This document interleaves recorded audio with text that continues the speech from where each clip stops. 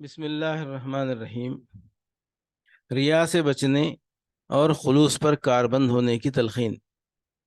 فہرست موضوعات تفہیم القرآن جلد اول، عنوان اخلاقی تعلیمات، صفحہ 204، سورہ بقرہ، آیات 262 تا 265۔ اعوذ باللہ من الشیطان الرجیم، بسم اللہ الرحمن الرحیم۔ الذین ينفقون اموالهم فی سبیل اللہ ثم لا يتبعون ما انفقوا منا ولا اذى لهم اجرهم عند ربهم ولا خوف علیہم ولا هم يحزنون قول معروف ومغفرة خیر من صدقة يتبعها اذى واللہ غنی حلیم۔ یا ایھا الذین آمنوا لا تبطلوا صدقاتکم بالمن والاذى كالذی ينفق ماله رئاء الناس ولا يؤمن باللہ والیوم الآخر فمثلہ کمثل صفوان علیہ تراب فأصابه وابل فتركه صلدا لا يقدرون على شيء مما كسبوا والله لا يهدي القوم الكافرين ومثل الذين ينفقون أموالهم ابتغاء مرضات الله وتثبيتا من أنفسهم كمثل جنة بربوة أصابها وابل فآتت أكلها ضعفين فإن لم يصبها وابل فتل واللہ بما تعملون بصیر۔ ایک میٹھا بول اور کسی ناگوار بات پر ذرا سی چشم پوشی اس خیرات سے بہتر ہے جس کے پیچھے دکھ ہو۔ اللہ بے نیاز ہے اور بردباری اس کی صفت ہے۔ اے ایمان لانے والو، اپنے صدقات کو احسان جتا کر اور دکھ دے کر اس شخص کی طرح خاک میں نہ ملا دو جو اپنا مال محض لوگوں کے دکھانے کو خرچ کرتا ہے اور نہ اللہ پر ایمان رکھتا ہے نہ آخرت پر۔ اس کے خرچ کی مثال ایسی ہے جیسے ایک چٹان تھی جس پر مٹی کی تہ جمی ہوئی تھی۔ اس پر جب زور کا مہ برسا تو ساری مٹی بہہ گئی اور صاف چٹان کی چٹان رہ گئی۔ ایسے لوگ اپنے نزدیک خیرات کر کے جو نیکی کماتے ہیں اس سے کچھ بھی ان کے ہاتھ نہیں آتا، اور کافروں کو سیدھی راہ دکھانا اللہ کا دستور نہیں ہے۔ بخلاف اس کے جو لوگ اپنے مال محض اللہ کی رضا جوئی کے لیے دل کے پورے ثبات و قرار کے ساتھ خرچ کرتے ہیں، ان کے خرچ کی مثال ایسی ہے جیسے کسی سطح مرتفع پر ایک باغ ہو، اگر زور کی بارش ہو جائے تو دگنا پھل لائے، اور اگر زور کی بارش نہ بھی ہو تو ایک ہلکی پھوار ہی اس کے لیے کافی ہو جائے۔ تم جو کچھ کرتے ہو سب اللہ کی نظر میں ہے۔ واللہ غنی حلیم، اللہ بے نیاز ہے اور بردباری اس کی صفت ہے۔ اس ایک فقرے میں دو باتیں ارشاد ہوئی ہیں۔ ایک یہ کہ اللہ تمہاری خیرات کا حاجت مند نہیں ہے، دوسرے یہ کہ اللہ تعالیٰ چونکہ خود بردبار ہے اس لیے اسے پسند بھی وہی لوگ ہیں جو چچھورے اور کمزرف نہ ہوں بلکہ فراخ حوصلہ اور بردبار ہوں۔ جو خدا تم پر زندگی کے اسباب و وسائل کا بے حساب فیضان کر رہا ہے اور تمہارے قصوروں کے باوجود تمہیں بار بار بخشتا ہے، وہ ایسے لوگوں کو کیوں کر پسند کر سکتا ہے جو کسی غریب کو ایک روٹی کھلا دیں تو احسان جتا جتا کر اس کی عزت نفس کو خاک میں ملا دیں۔ اسی بنا پر حدیث میں آتا ہے کہ اللہ تعالیٰ اس شخص کو قیامت کے روز شرف ہم کلامی اور نظر عنایت سے محروم رکھے گا جو اپنے عطیے پر احسان جتاتا ہو۔ کالذی ينفق مالہ رئاء الناس ولا یؤمن باللہ والیوم الآخر، جو اپنا مال محض لوگوں کے دکھانے کو خرچ کرتا ہے، نہ اللہ پر ایمان رکھتا ہے نہ آخرت پر۔ اس کی ریاکاری خود اس بات کی دلیل ہے کہ وہ خدا اور آخرت پر یقین نہیں رکھتا۔ اس کا محض لوگوں کو دکھانے کے لیے عمل کرنا صریحاً یہ معنی رکھتا ہے کہ خلق ہی اس کی خدا ہے جس سے وہ اجر چاہتا ہے۔ اللہ سے نہ اس کو اجر کی توقع ہے اور نہ اسے یقین ہے کہ ایک روز اعمال کا حساب ہوگا اور اجر عطا کیے جائیں گے۔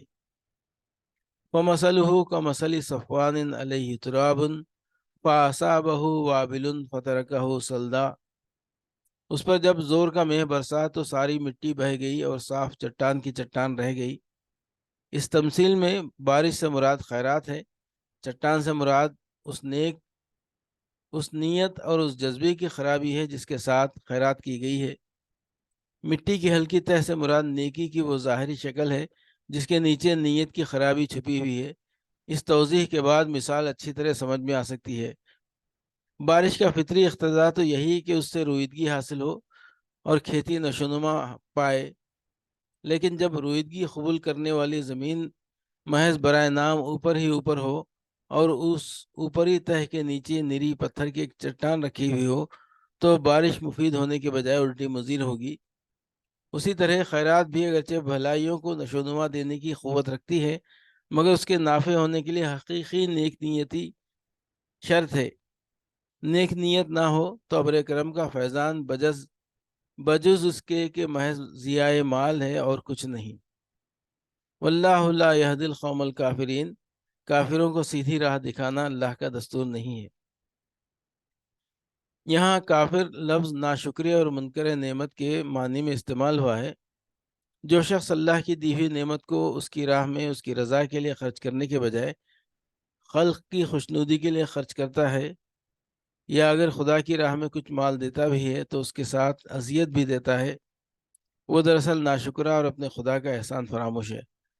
اور جب کہ وہ خود ہی خدا کی رضا کا طالب نہیں ہے تو اللہ اس سے بے نیاز ہے کہ اسے خود خواہ مخواہ اپنی رضا کا راستہ دکھائے۔ فَإِن یُصِبْهَا وَابِلٌ فَطَلٌ، ایک ہلکی پھوار ہی اس کے لیے کافی ہو جائے۔ زور کی بارش سے مراد وہ خیرات ہے جو انتہائی جذبہ خیر اور کمال درجے کی نیک نیتی کے ساتھ کی جائے، اور ایک ہلکی پھوار سے مراد ایسی خیرات ہے جس کے اندر جذبہ خیر کی شدت نہ ہو۔ وَأَصَابَهُ الْكِبَرُ وَلَهُ ذُرِّيَّةٌ ضُعَفَاءُ، جبکہ وہ خود بوڑھا ہو اور اس کے کمسن بچے ابھی کسی لائق نہ ہوں۔ یعنی اگر تم یہ پسند نہیں کرتے کہ تمہاری عمر بھر کی کمائی ایک ایسے نازک موقع پر تباہ ہو جائے جبکہ تم اس سے فائدہ اٹھانے کے سب سے زیادہ محتاج ہو، اور اثر نو کمائی کرنے کا موقع بھی باقی نہ رہا ہو، تو یہ بات تم کیسے پسند کر رہے ہو کہ دنیا میں مدت العمر کام کرنے کے بعد آخرت کی زندگی میں تم اس طرح قدم رکھو کہ وہاں پہنچ کر ایک تمہیں معلوم ہو کہ تمہارا پورا کارنامہ حیات یہاں کوئی قیمت نہیں رکھتا۔ جو کچھ تم نے دنیا کے لیے کمایا تھا وہ دنیا ہی میں رہ گیا، آخرت کے لیے کچھ کما کر لائے ہی نہیں کہ یہاں اس کے پھل کھا سکو۔ وہاں تمہیں اس کا کوئی موقع نہ ملے گا کہ اثر نو اب آخرت کے لیے کمائی کرو۔ آخرت کے لیے کام کرنے کا جو کچھ بھی موقع ہے اسی دنیا میں ہے۔ یہاں اگر تم آخرت کی فکر کیے بغیر ساری عمر دنیا ہی کی دھن میں لگے رہے اور اپنی تمام قوتیں اور کوششیں دنیاوی فائدے تلاش کرنے ہی میں کھپاتے رہے، تو آفتاب زندگی کے غروب ہونے پر تمہاری حالت بیائی ہی اس بڈھے کی طرح حسرت ناک ہوگی جس کی عمر بھر کی کمائی اور جس کی زندگی کا سہارا ایک باغ تھا، اور وہ باغ عین عالم پیری میں اس وقت جل گیا جبکہ نہ وہ خود نئے سرے سے باغ اگا سکتا ہے، نئے سرے سے باغ لگا سکتا ہے، اور نہ اس کی اولاد ہی اس قابل ہے کہ اس کی مدد کر سکے۔ ریا سے بچنے اور خلوص پر کاربند ہونے کی تلقین۔ فہرست موضوعات تفہیم القرآن جلد اول، عنوان اخلاقی تعلیمات، صفحہ 352، سورہ نساء آیت 38۔ والذین ينفقون اموالهم رئاء الناس ولا یؤمنون باللہ والیوم الآخر ومن یکن الشیطان له قرینا فساء قرینا، اور وہ لوگ بھی اللہ کو ناپسند ہیں جو اپنے مال محض لوگوں کو دکھانے کے لیے خرچ کرتے ہیں اور در حقیقت نہ اللہ پر ایمان رکھتے ہیں نہ روز آخر پر۔ سچ ہے کہ شیطان جس کا رفیق ہوا اسے بہت بری رفاقت میں اثر آ گئی۔ انفاق کے ساتھ احسان دھرنے کی ممانعت۔ فہرست موضوعات تفہیم القرآن جلد اول، عنوان اخلاقی تعلیمات، صفحہ 203، سورہ بقرہ آیت 262۔ الذین ينفقون اموالهم فی سبیل اللہ ثم لا یتبعون ما انفقوا منا ولا اذى لهم اجرهم عند ربهم ولا خوف علیہم ولا هم يحزنون۔ جو لوگ اپنے مال اللہ کی راہ میں خرچ کرتے ہیں اور خرچ کر کے پھر احسان نہیں جتاتے نہ دکھ دیتے ہیں، ان کا اجر ان کے رب کے پاس ہے اور ان کے لیے کسی رنج اور خوف کا موقع نہیں۔ یعنی نہ تو ان کے لیے اس بات کا کوئی خطرہ ہے کہ ان کا اجر ضائع ہو جائے گا، اور نہ کبھی یہ نوبت آئے گی کہ وہ اپنے اس خرچ پر پشیمان ہوں۔ امانت داری کی تلقین۔ فہرست موضوعات تفہیم القرآن جلد اول، عنوان اخلاقی تعلیمات، صفحہ 222، سورہ بقرہ آیت 283۔ فَلْيُؤَدِّ الَّذِي اؤْتُمِنَ أَمَانَتَهُ وَلْيَتَّقِ اللَّهَ رَبَّهُ۔ اگر تم میں سے کوئی شخص دوسرے پر بھروسہ کر کے اس کے ساتھ کوئی معاملہ کرے تو جس پر بھروسہ کیا گیا ہے اسے چاہیے کہ امانت ادا کرے اور اللہ اپنے رب سے ڈرے۔ شہادت، گواہی کو چھپانے کی ممانعت۔ فہرست موضوعات، تفہیم القرآن جلد اول، عنوان اخلاقی تعلیمات، صفحہ 222۔ ولا تکتم الشہادہ، سورہ بقرہ آیت 283۔ اور شہادت ہرگز نہ چھپاؤ۔ شہادت دینے سے گریز کرنا یا شہادت میں صحیح واقعات کے اظہار سے پرہیز کرنا، دونوں پر شہادت چھپانے کا اطلاق ہوتا ہے۔ شہادت کے معتبر ہونے کے لیے اخلاقی سیرت کا لحاظ۔ فہرست موضوعات، تفہیم القرآن جلد اول، عنوان اخلاقی تعلیمات، صفحہ 220، سورہ بقرہ آیت 282۔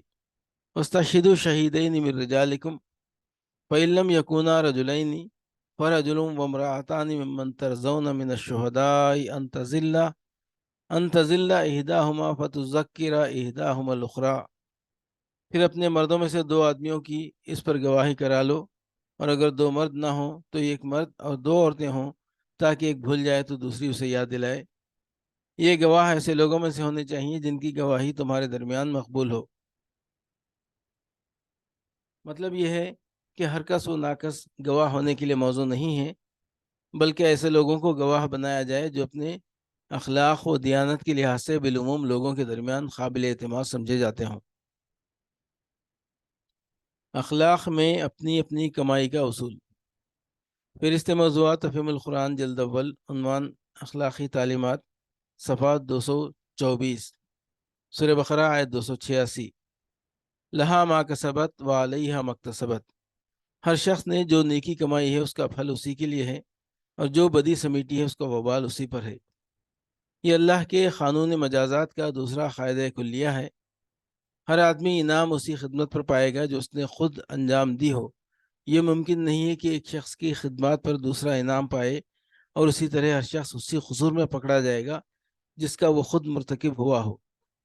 یہ نہیں ہو سکتا کہ ایک کے قصور میں دوسرا پکڑا جائے۔ ہاں، یہ ضرور ممکن ہے کہ ایک آدمی نے کسی نیک کام کی بنا رکھی ہو اور دنیا میں ہزاروں سال تک اس کام کے اثرات چلتے رہیں، اور یہ سب اس کے کارنامے میں لکھے جائیں، اور ایک دوسرے شخص نے کسی برائی کی بنیاد رکھی ہو اور صدیوں تک دنیا میں اس کا اثر جاری رہے اور وہ ظالم اول کے حساب میں درج ہوتا رہے۔